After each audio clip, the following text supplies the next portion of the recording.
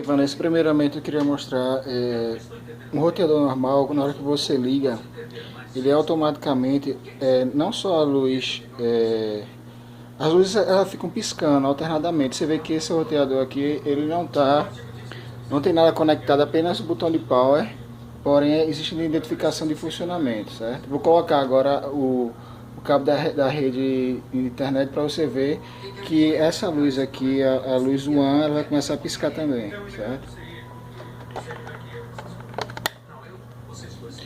Pronto. Você viu que, no caso aqui foi o piscando a lã, mas tem que ser a One. Deixa eu ver aqui. Ó, coloquei aqui, vai ficar piscando, tá vendo? Então existe um funcionamento. Já esse roteador aqui, que foi o que você me vendeu, deixa eu mostrar aqui, ó. Na hora que eu ligo ele, ele só fica com essa luzinha do power acesa. Mais nada. Somente isso, ó. Power acesa.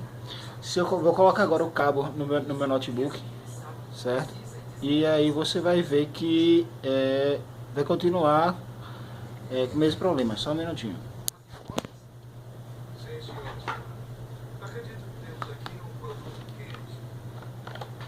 Posso falar assim, porque já recebi mais de 50 chamadas de gente querendo trabalhar conosco no projeto online. Pronto, então eu liguei agorinha o cabo, né, na minha porta do notebook e justamente na porta amarelinha, né, em uma das portas amarelinhas, e as luzes ela continua somente o power aceso. Ele deveria estar piscando, tá variando, como diz no próprio manual dele. No manual dele, deixa eu ver aqui onde é que tá. Deixa eu ver onde é que tá aqui. O manual dele fala o seguinte, cadê aqui, ó? Que essa luz aqui, a CIS, cadê? Cadê? Essa aqui é CIS, piscando, funcionamento normal, tá vendo? E que é justamente essa aqui, ó. Essa CIS aqui, ela não tá piscando.